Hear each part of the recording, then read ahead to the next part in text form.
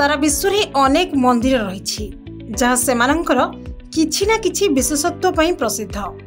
यह कौनसी विशेष निर्माण पई हेउ किंबा यार रहस्यमय कहानी पई विश्व में अनेक वर्षर पुराना मंदिर मध्य रही जहाँ पछरे अनेक कहानी एवं रहस्य लुचि रही।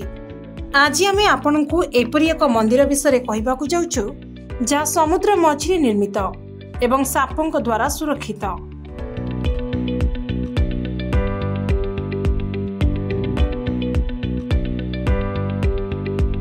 हाँ आज्ञा, यह इंडोनेशियार एक मुस्लिम देश बाली रे अवस्थित एक अत्यंत स्वतंत्र मंदिर।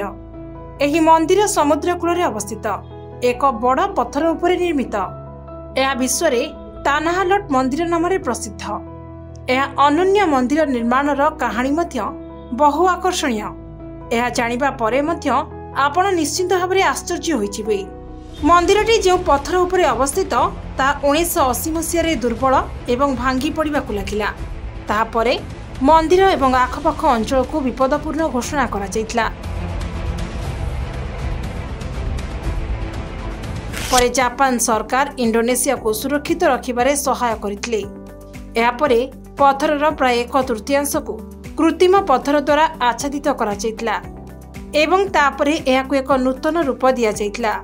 विश्वास करा जाय जे एही मंदिरटी प्राय 1500 शताब्दी निरथ नामक जने पुरोहितों द्वारा निर्मित होइतिला। से समुद्र कूल चाली चाली ए स्थान रे पहुंचीथिले। ए स्थानर सौंदर्य तांको मन को किणी नेथिला।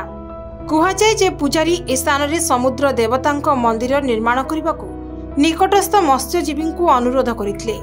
विश्वास करा जाय जे मंदिरर पत्थर तले रहुतबा विषाक्त साप गुडी को एही मंदिर को खराब लोकंको ठारू रक्षा करती।